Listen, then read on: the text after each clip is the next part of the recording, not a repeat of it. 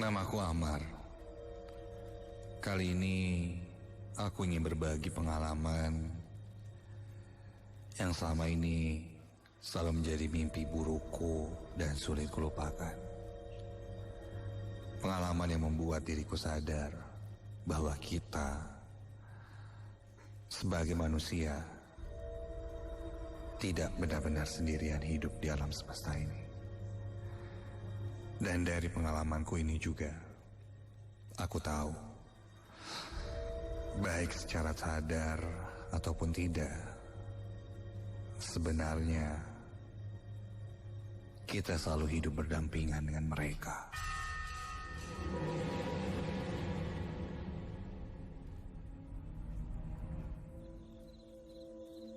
Kejadian ini aku alami sekitar 2 tahun yang lalu. Entah rasanya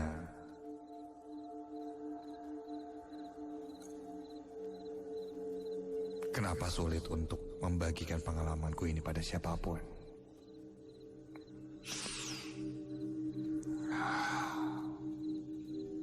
Mungkin jika aku bercerita, akan ada yang menganggap bahwa ceritaku ini mengada-ngada. Tapi apa yang kuceritakan malam hari ini benar-benar kisah nyata yang kualami. Aku tinggal tak jauh dari perlintasan rel kereta api. Jadi ketika di rumah, aku dapat mendengar dengan jelas suara laju kereta api. Ayahku adalah seorang kepala RT di daerah setempat. Beliau juga cukup berperan aktif di dalam lingkungan kemasyarakatan di daerah rumahku. Aku ingat betul, hari itu adalah hari Kamis, ya, malam Jumat. Saat itu, aku adalah mahasiswa tingkat 2 di salah satu PTN di Bandung. Karena kesibukan dan aktivitasku di kampus, saat itu membuatku sering pulang larut malam. Dan malam itu aku pulang sekitar jam 12 malam.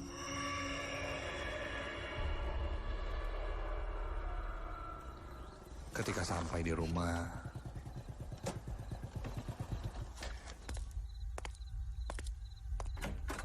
kulihat orang rumah sudah tertidur di kamarnya masing-masing, kecuali ayahku.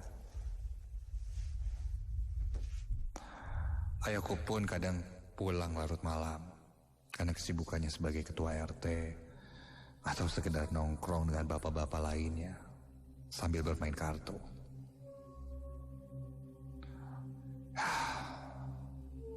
Karena lapar dan di rumah tidak ada apa-apa, aku kembali keluar dan memutuskan pergi ke tempat warung gorengan yang jaraknya tidak terlalu jauh dari rumah. Dan sepertinya masih buka. Aku mengendarai motorku ke tempat warung gorengan tersebut.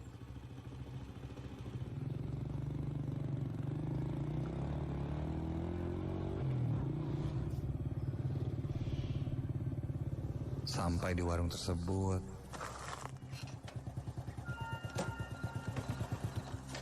kulihat kondisi warung tetap ramai seperti biasanya, meskipun saat itu sudah tengah malam.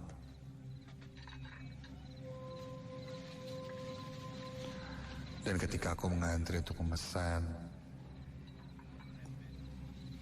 samar-samar aku dengar percakapan dari 2 orang pemuda yang tak sengaja terdengar olehku. Kira-kira isi percakapannya seperti ini.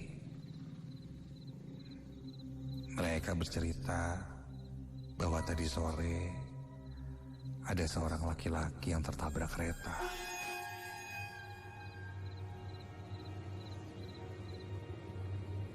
Kemudian yang satunya lagi bertanya di mana.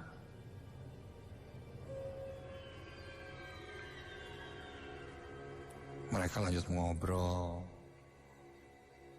Dan aku tidak terlalu menyimak obrolan pemuda itu. Hanya singkatnya aku dengar ada seorang laki-laki yang tertabrak kereta sore tadi.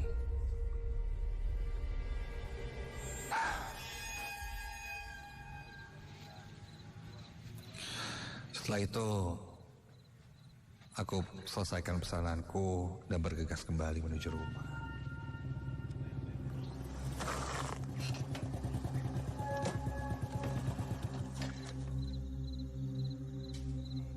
Ketika sampai di rumah, ayahku masih belum pulang.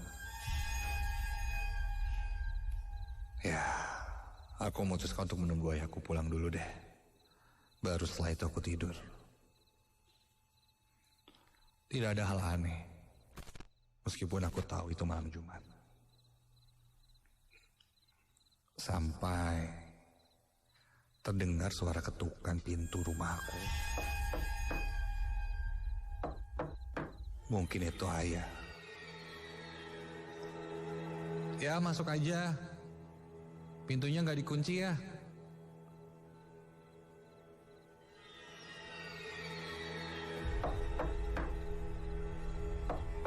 Pintu itu kembali diketuk. Ya, ayah masuk aja, pintunya nggak dikunci. Amar belum tidur nih. Baru beli gorengan. Ya.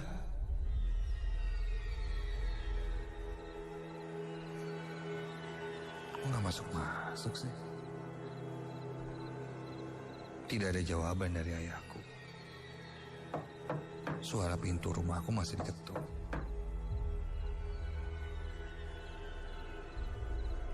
Aku kembali berteriak. Mungkin tidak terdengar tadi. Iya ya, masuk aja. Pintunya nggak dikunci.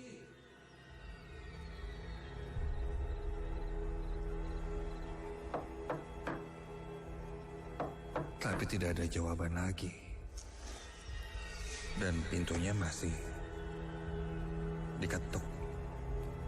Apa mungkin bukan ayah ya? Tapi tamunya ayah. Aku pun bergegas menuju pintu depan rumah. Dan setelah aku buka pintu rumahku,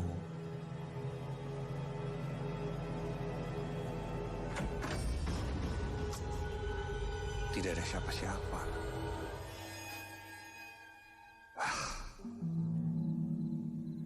Sedikit kesal aku kembali tutup pintu rumahku. Mungkin ada orang iseng yang kurang kerjaan ngetok-ngetok rumah Pak RT. Dan tak lama kemudian, baru saja aku beranjak menjauh dari pintu. Pintu rumahku kembali diketuk. Dan dengan cepat, aku langsung membuka pintu agar dapat melihat siapa orang iseng itu. Dan ketika aku buka pintunya... Astaga!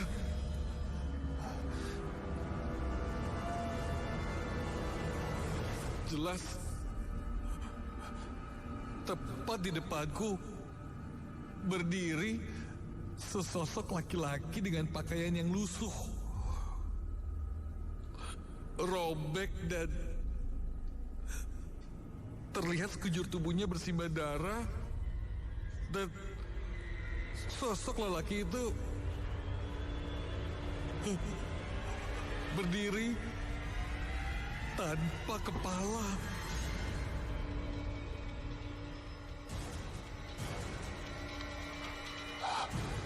Aku coba menutup mataku tapi tidak bisa. Badanku seakan tak bisa kugerakkan. Hingga kakiku kurasa lemas dan kesadaranku pun mulai hilang secara perlahan. Dan yang terakhir ku ingat sebelum aku tak sadarkan diri, aku mendengar suara seorang lelaki yang sangat marau. Dia berkata, "Jang, si bapak mana?"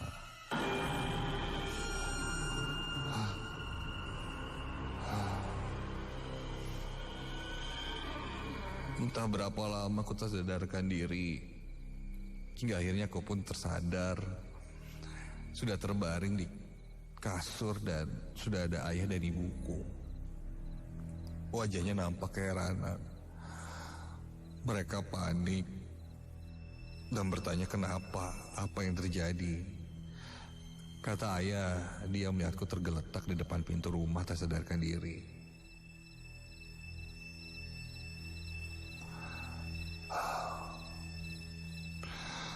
Ketika itu aku masih merasa syok karena melihat satu sosok tanpa kepala dengan sangat jelas berada tepat hanya berjarak beberapa sentimeter saja dari tempatku berdiri. Tak banyak yang bisa kuucapkan saat itu. Aku pun kembali memejamkan mata dan tertidur.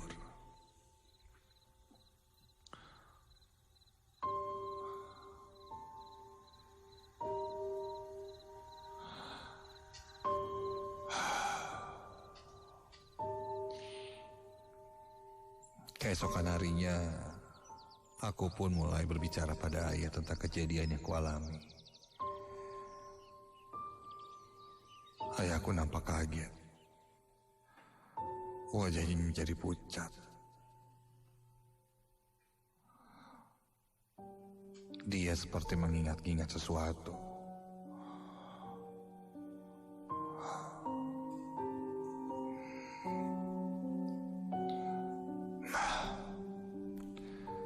Ayahku pun akhirnya bercerita bahwa kemarin sore ada seorang laki-laki yang berjalan menyusuri rel kereta dan dia entah tidak sadar atau bagaimana, di belakangnya ada kereta api yang melaju cukup kencang. Beberapa warga yang melihat berteriak memperingatkan bahwa ada kereta yang melaju kencang di belakangnya. Tapi laki-laki tersebut tidak mendengarnya. Hingga akhirnya terjadilah kecelakaan itu. Lelaki tersebut tertabrak dan tubuhnya terbawa hampir sejauh 2 kilometer.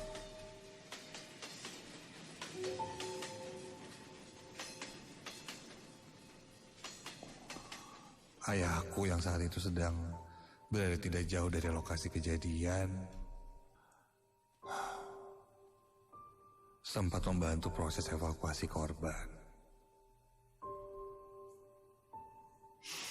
Aku bergidik, ngeri dan merinding ketika ayahku bilang dia yang memungkuti bagian tubuh si korban yang berceceran dan memasukkannya ke dalam karung, kemudian diserahkan kepada pihak berwajib. Dan pada saat itu, ayahku dan warga lainnya katanya tidak dapat menemukan kepalanya.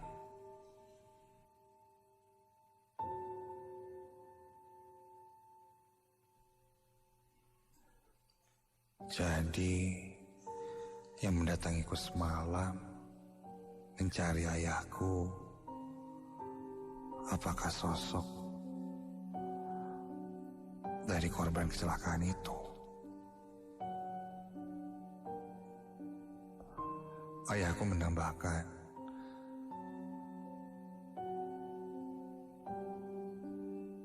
bahwa semalam dia pulang lewat tengah malam karena dimintai dulu keterangan di pos penjaga palang perlintasan kereta api. bersama petugas yang bertugas saat hari itu. Tak lama setelah aku pulang ke rumah, ternyata petugas palang pintu kereta api itu pun mengalami kejadian yang sama sepertiku. Bahkan tidak hanya petugas itu, beberapa warga yang menolong mengumpulkan tubuh si korban juga mengalami hal yang sama dan menanyakan di mana kepalanya berada.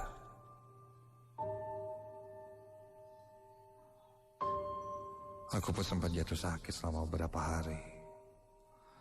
Bahkan saat aku menulis cerita ini, aku merasakan sesak di bagian dadaku. Entahlah, apa yang membuat aku seperti ini. Yang jelas, ayahku bersama warga yang lainnya pun mendoakan korban agar diterima di sisinya.